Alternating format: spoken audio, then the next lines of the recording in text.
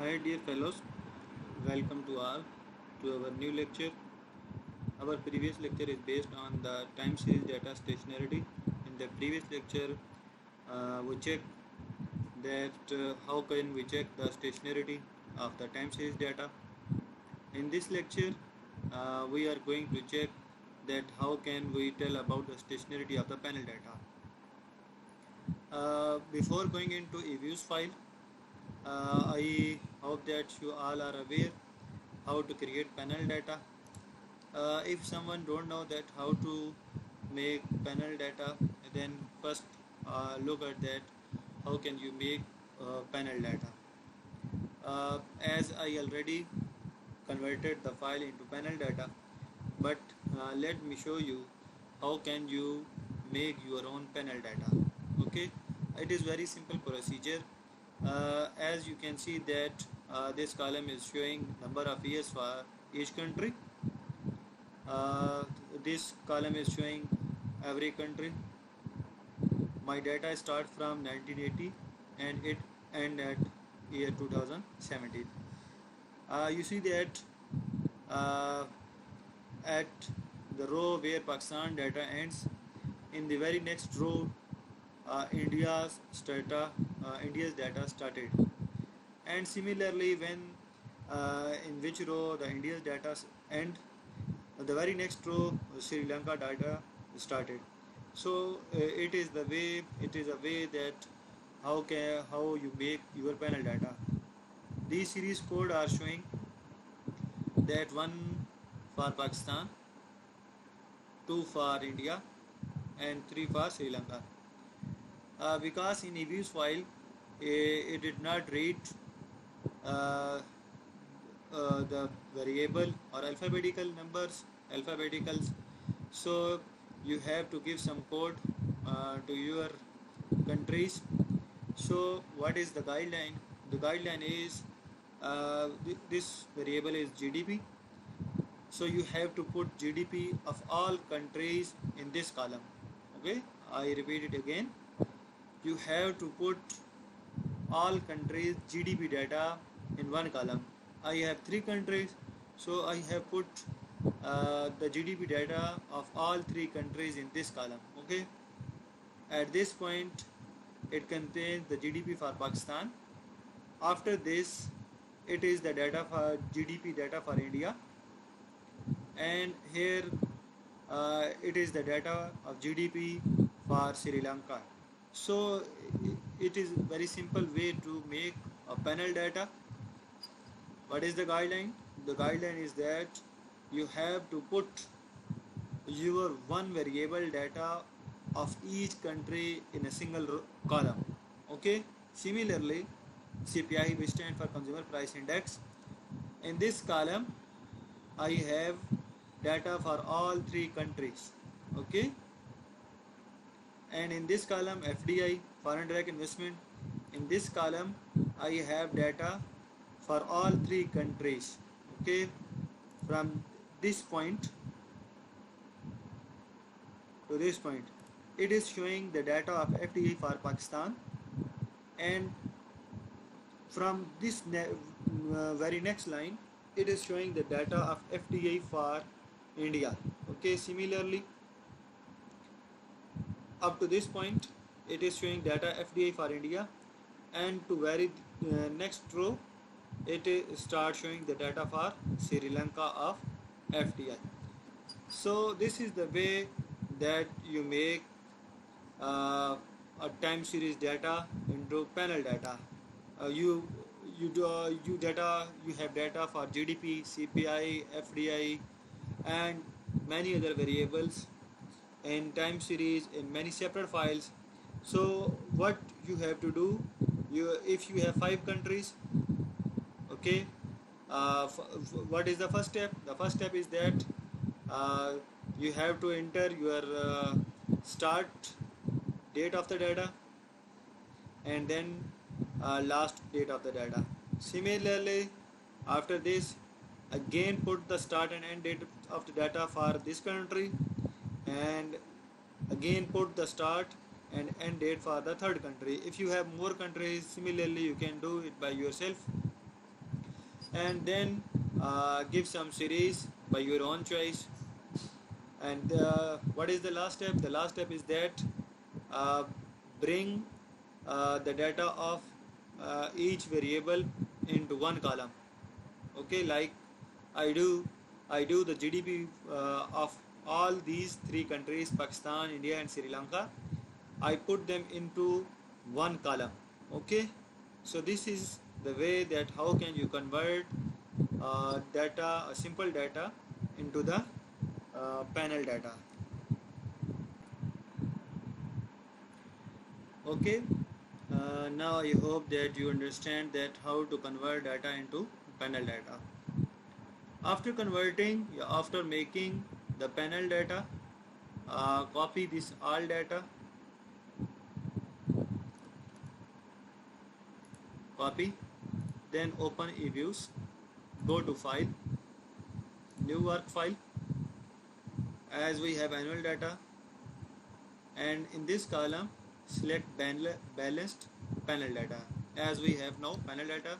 So click on this option. Here write your start and end date of the data, and in this column it is asking you about how many number of cross section you are. So I have 3 countries, so I have 3 cross section.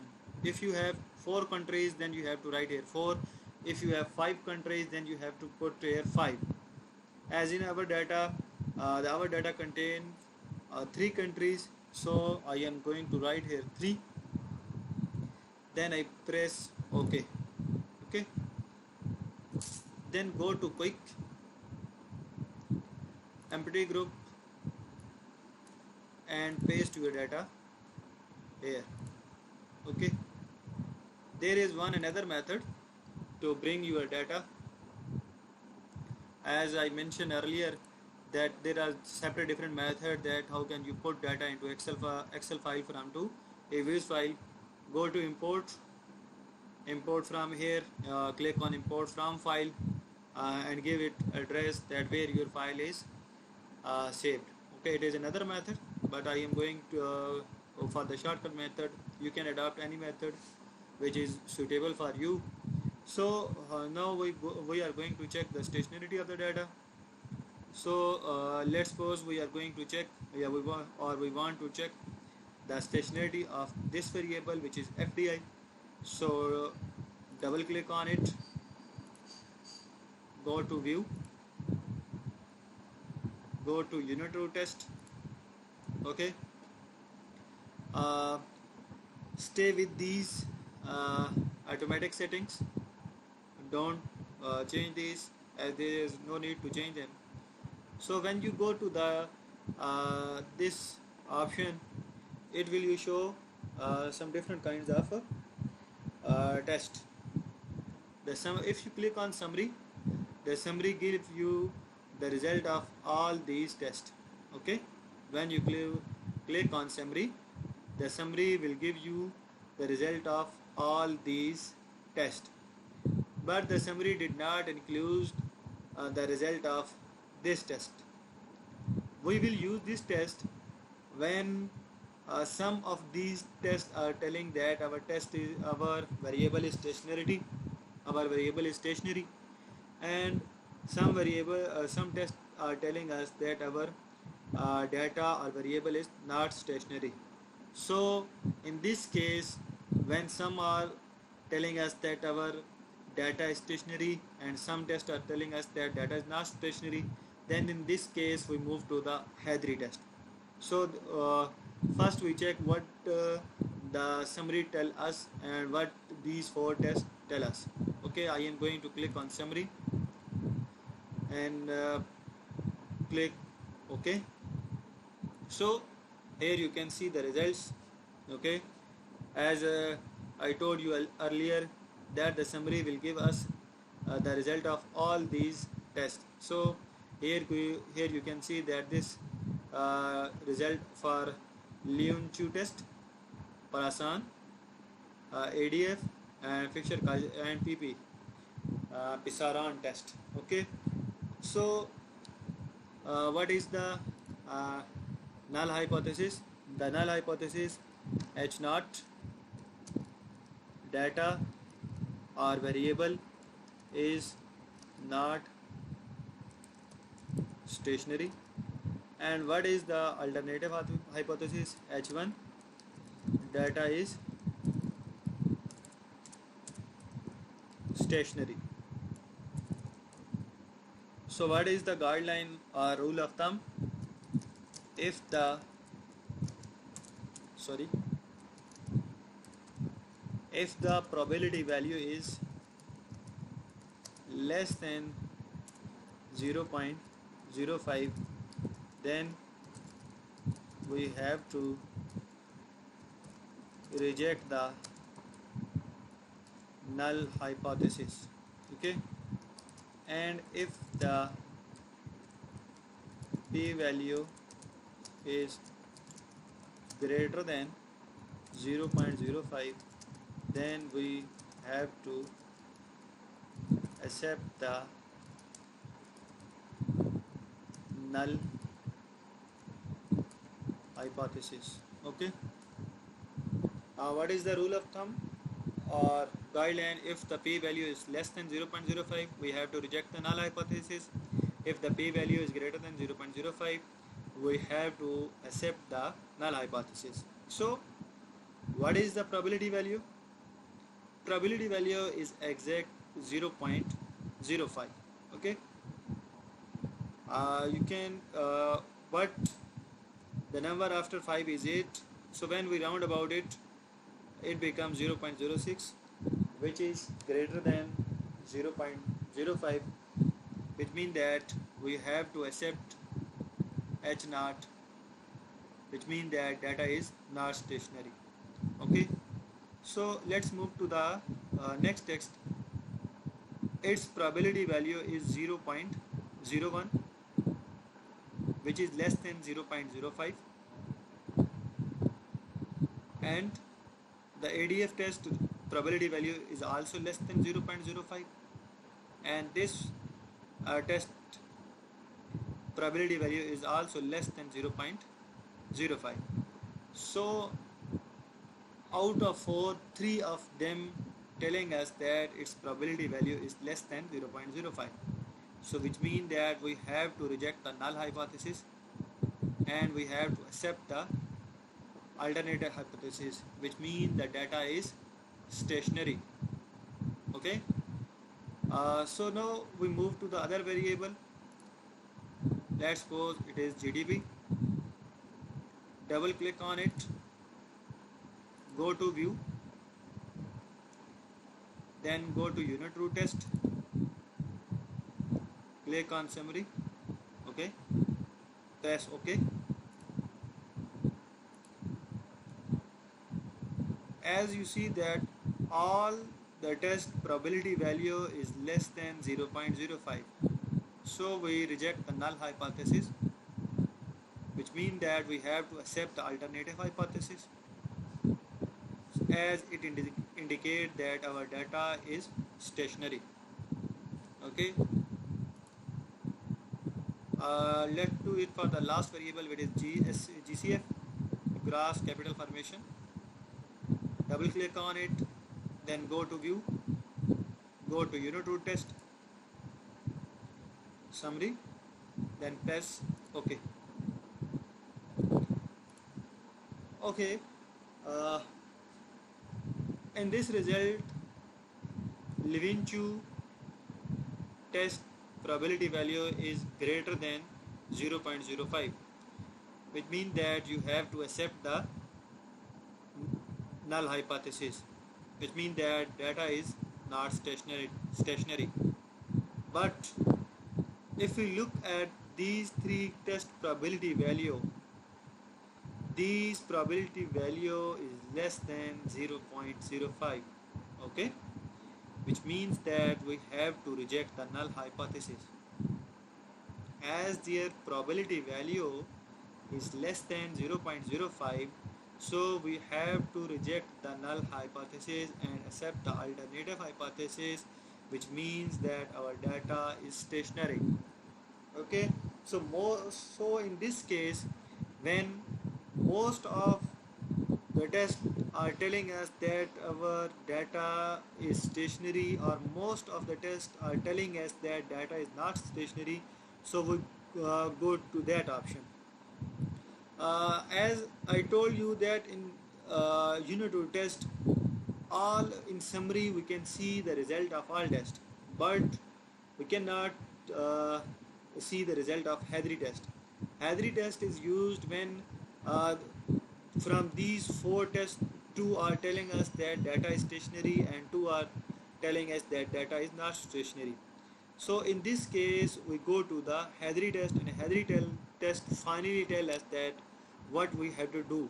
Okay, so let's suppose these two tests, Pisaran and Levinchu, are telling us that our data is not stationary. For example, okay, and these two tests, ADF and Pisaran test, are telling us that our data is stationary. These two are telling us data is not stationary. These two are telling us that our data is stationary. I am taking just for an example. Okay, don't look at these values. So in this case, we have to go for Hadri test. Okay, so go to view, unitary test. In summary, click on Hadri test. So this time it will give you only Hadri test result. Okay, then press on OK. So here are the result for Hadri test. Okay,